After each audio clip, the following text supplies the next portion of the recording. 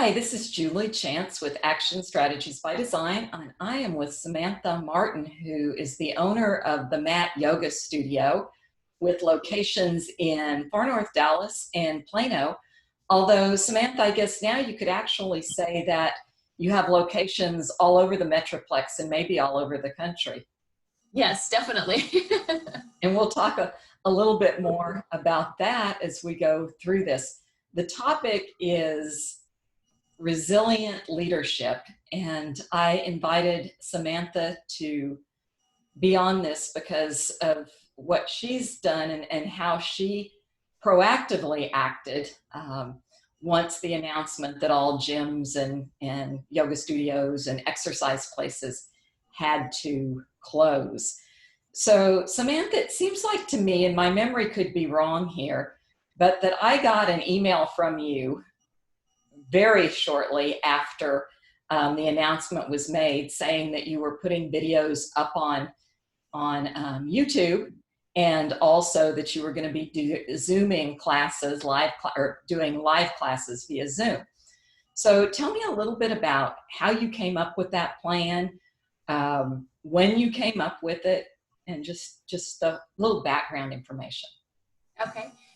So the week prior, I was already strategizing ways that we could offer classes to people that were already a little apprehensive to come and take classes in person. And so I had looked into several different options and thought the YouTube would be the easiest free option, but also wanted to do something that was going to be able to bring our community together. And one of our teachers actually recommended, why don't we do Zoom? And so I said, okay, let's do it. And we already had it scheduled and ready for her to teach her first Zoom class on Tuesday the 17th. And it was the 16th that we got the notification that we had to close. So from there, it was just a matter of stockpiling the teachers and saying, okay, this is happening. And now we all need to jump on board. So I'd already reached out to all the teachers to see who was interested, because it's not something that everybody wanted to do initially, where people have become a little bit more comfortable with it. But I already knew who was interested in doing the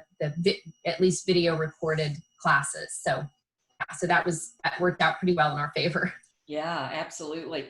And it looks like you started out, I believe, saying you were going to offer 2 classes a day. Mm-hmm. And now how many are you up to on some days? We're at least doing 3. So initially, you're right. I thought 2 would be enough. And then I really, once we realized that it wasn't going to be just 2 weeks of being outside of the studio, I wanted to offer something more similar to what people were already experiencing. So I thought if we did a morning, noon, and evening class, then that would suffice. And then as we started to put the schedule together and people saw, oh, it actually looks pretty fun, people meaning teachers, and they wanted to participate, then that allowed the schedule to expand a bit more. And I really wanted to be able to offer a variety of class styles. And we have several teachers who specifically teach, like Yin is not a class that everybody teaches well. So to be able to provide a good mix of classes as well as teachers, so people could feel like they were getting variety, definitely. So okay. That's what we ended up adding more and more. Awesome. So what was your initial reaction when you found out you were going to have to close? Clearly you already had some plans in place, but what was that initial reaction? So I had been following, I'm in a Facebook group that is compiled of yoga teachers all over the world. And so I had been really following this all the way back to December. And so just listening to different things that they were doing helped me to be a little bit ahead of the game as we started to approach things. So when we got the news on Monday, I had already over the weekend really been contemplating, like, are we being negligent by not closing before we're told to close? And so it was really like on the top of my radar, and all day Monday was a pretty difficult day, because it's hard to make a decision like that. We had so many students that came to class all day that day that said, thank you so much for being open. I'm coming as long as you're open. So you feel like you're going to disappoint them. So honestly, it was a little bit of a relief, because I didn't have to be the one to make the decision that I knew was inevitably going to to Yeah. have. Yeah. Yeah. So that pre-planning really sounds like that really has helped you. Yes. How do you think the fact that you practice yoga, right? You're a yoga instructor, you own a yoga studio. How has that helped you deal with this situation and helped you help others deal with that situation? Yeah, good question. So, I mean, I think that I naturally have a low stress level. I don't let things really get to me, but definitely yoga helps. If I don't get on my mat and practice on my own, like teaching doesn't provide the same benefit as taking classes does. And so if I don't do that on a regular basis, I start to feel like things irritate me or make me a little bit more nervous than they normally would. So I definitely think that that makes a huge difference. And, you know, spending time just being mindful and meditating and the breath work, all of that is absolutely helpful through something like this. Yeah, absolutely. I found you and I were in a class that you offered through the mat on mindfulness, and you talked about that you spent 5 minutes a day when your coffee was getting ready to do some mindfulness meditation. And I thought, you know, I don't brew coffee like you do. I just use the old fashioned coffee maker. But I thought, you know, while my coffee's brewing, I could do that. So I started that back in January, and I really think I would describe my sense through this as strangely calm. Like I had a meltdown early on, but since strangely calm. And I think it has a lot to do with um, you know, taking that time. Mm-hmm. So what can leaders do to develop more resiliency and to help their teams and their staff develop more resiliency? And how can specifically yoga and maybe mindfulness play into that? I think hopefully I'll answer this the way you're asking it. Um, this has really opened up so many new opportunities. You know, the online yoga has been something that I've been thinking about offering for quite some time, just for people who travel or for students that have moved away and maybe they live in a location that they haven't found a studio that's similar to what they experienced at the mat. But I think that there's always opportunities, and sometimes you have to be maybe pushed or shoved a little bit to be open to take those leaps, because it's like, oh, I'll deal with that later. And this has really shown me that you know, there's no reason to put it off till tomorrow. You know, I mean, thankfully the uh, the software is out there, like Zoom. You know, we could do this quickly. I think, you know, if this had happened 10, 15 years ago, where would we be and what would we be doing? It'd be a completely different story. And so I think just being open to just say, yes, we're going to try this and just see where it goes. And we were perfectly okay the first, I don't even know if you participated in any of the classes the first week, but it was pretty disastrous. And, you know, we kind of had to learn the hard way. And, you know, sometimes I think that's the easiest way to learn. I think if we had held back until everything was perfect, we'd probably still be trying to perfect it. So I think just letting it be messy and it is what it is. I think people have just appreciated the fact that we were doing something and offering something. So hopefully that answers that. Definitely. And I think hopefully people are giving a lot of grace now as we go through all of this, and everybody is trying to do new things differently. And like I work from home. I typically work from home, but I don't stay home all day and all night. So even for people who are remote or work from home, typically it's been a change because they've got their kids at home. They've got their, you know, both spouses that are at home, and they're trying to homeschool, and just a whole lot of additional stresses. So hopefully people are giving grace. And I think especially with what you were trying to do. By the time I was able to take the first class, you had it pretty well under control, I think. Good. So what's the impact been on your business? Has it been positive? Has it been negative? I know that while everybody's being impacted, it's really clear to me that the range of that impact is just huge, from people that can't hire enough people to people that are having to let people go, and everything in between. Yeah, so I mean, we've definitely had some cancellations and pauses. I would say more pauses with our unlimited memberships that are monthly, and from what I'm gathering from the people that are doing that, they're being impacted financially. So I don't think that people are jumping ship just because. I think that people are really apprehensive. Thankfully, we have a good enough base that I'm hoping that that's not going to have a detrimental effect on the business. And then, just trying to be really smart about everything else. And a lot of, like the software companies and different things, they're all really open to working with studios because they rely on us to keep them in business. So it's sort of a trickle down effect. So, I'm reaching out to anyone that, is open to working with me so that I can make sure I make really smart decisions over the next couple of months so that it doesn't put us in too bad of a situation when the doors open again. I think that's so important. I mean, I know for some places, they're really their only option, and their best option for a survival perspective even is to close. But I think for those businesses that can stay open and have some momentum going as we come out of this, it's going to be a huge, huge benefit.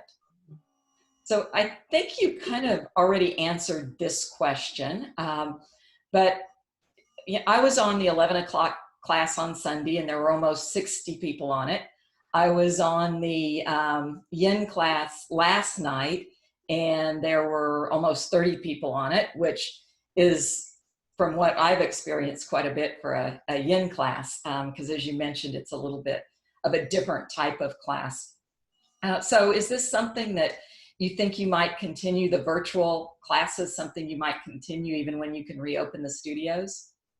Definitely. Yeah, I had a conversation with someone the other day, and she kept using the phrase, the genie is out of the bottle, so it's sort of like you can't go backwards. And I do think that there's value in it. Trying to figure out how exactly to do it will be different. So, but definitely it is something that we'll continue to offer, even probably in a live scenario where it will just be, students will know, hey, this Saturday's 9 a.m. class is going to be live on Zoom. And, we'll situate the camera so that it's just the teacher. But I think that there's definitely a benefit to it. And, from talking to different people who have said how much more they're able to practice yoga now. And, getting those recordings has been such a great thing too, because people are, they say, I signed up for the class and then something came up, I didn't make it, but it was so great to get the recording later and be able to do it. And I think it's different.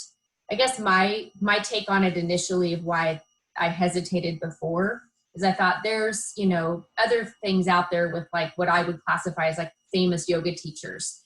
But if you're in a community, which we have built, people want to practice yoga with that community. And so I think that's what sets it apart from being different. So they feel like they're still there. They know the teacher, they trust the teacher, they know the student. So yes, long story short, yes, we'll definitely continue it.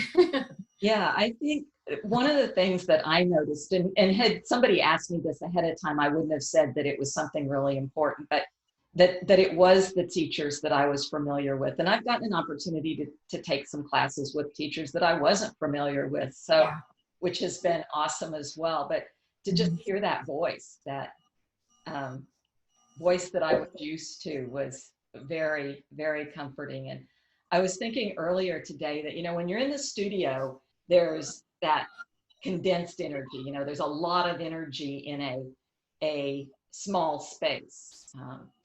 Good energy, calm energy nonetheless. But when you've got 100, 60, 70 people practicing together all over the place, I think it's got to somehow disperse that energy to a broader area. So I think so too. That's kind of cool. Mm-hmm. So what do you want your members to know, or what would you like to say to them? I would just want them to know, and I think that they've probably experienced it as well, that our intent is to offer this same quality, the same content that we would in studio. So even though it's, it seems so casual per se to be teaching from our bedroom or wherever it is that we've set out our yoga mat, it's still as if we're at the studio. So the teachers are still dedicated to putting together a class that is, is safe for the students. And it's, that's the challenging piece of it, because you can't see each person's body, and you can't, catch things that otherwise you would be able to catch when you see those people in person. But yeah, I think that that's the biggest thing. Yeah, and I think the quality of the ones I have participated in, not just from the perspective of the teachers, which are excellent, the quality of the audio and even of the video, given that everybody is at their home, not using professional equipment for the most part, I would imagine, has really been great. And what do you want other business owners and leaders to know? I think just, and I think I'm seeing it too, just how creative people have become through this, with restaurants offering like the grocery boxes. And my hairdresser just messaged me and said that she's putting together the color and delivering it to everyone's house. And so I think that, I would just want people to know that don't get stuck in some situation like this and think, now what? I mean, you just trudge forward and you just make that, that step. And it's like, we surprise ourselves oftentimes with what we're capable of. Yeah. Any tips for people to kind of get out of, if they are in that stuck, panic, paralyzed place, to get out of that? I mean, I think that just comes back to the mindfulness practice. It's like, that's what I keep trying to do. I'm like living each day and I'm not projecting into the future, because now more than ever, our future is so unpredictable. We don't know what's, if we'll be back in the studio next month or in June or, it's like, why sit and dwell so much on that? Because it's unknown and out of my control. But what I can control is what I can do today and what I can make sure, to offer tomorrow. So for sure, that's what I'm trying to do to keep myself in through all of this. Yeah. So yeah, that focusing on what you can control, that's one thing that I've been talking with people about and working with them about as well, is take all those things that you can't control, put them on a piece of paper and fold the paper up and put it away. Don't throw it away, because they're real. You need to acknowledge that, and then focus on what you can control. Mm-hmm. So one last question. Can people who don't typically practice with you, are they able to do that now? Maybe they're not close enough, or they're out of town, whatever. Can they do that now? Yes. And we set up special pricing so that people could just do a drop-in Zoom. It's half off of what our normal drop-in is at the studio. And then we've already seen a lot of people who are inviting friends and family members. And so people are practicing with us. One of the students that does our chair classes typically has been signing up for a lot of other classes, and her sister in California practices with her. And then you see them connect on the Zoom call, which is just incredible, because like you said at the beginning, it's, we're able to reach people that we wouldn't otherwise normally be able to reach. So that's really. Yeah, that's cool. I love that story about the sisters, because it is really cool that you have it open beforehand and people do a little bit of chatting, just like they do at the studio. Well, not just like, but similar. Right. Yes. And then again at the end for that little bit of connection piece. So what is your website so people can find you? It's thematyogastudio.com. Okay, so the matyogastudio.com. Mm-hmm. All right, great. Well, anything else you would like to add before we close out? One thing that we just started last week was we have a senior chair class at the Dallas studio. And I was a little apprehensive on how to do the Zoom with them. And so I reached out to them and they were all on board and so super excited. And we have been doing 2 of those classes each week and have anywhere from 15 to 20 of the senior chair people up to the age of 90 that are joining us on Zoom, which is really neat to see. And yeah, and they're having a lot of fun with it because that's a group that they don't just enjoy the community, they depend on it. And they've built a really strong community. So it's been just really awesome to see them get back together again. And a group that is very susceptible to isolation and the risks and issues that come from isolation and depression and increased depression and all of those things. So that's awesome that you're able to do that and that they've been able to embrace the technology. Yes. Right? Yeah. Probably many of them were already doing some sort of that with family members and kids, and so they had some sense of it. Yeah. Well, thanks so much for taking the time to You're welcome. and I look forward to chatting with you soon.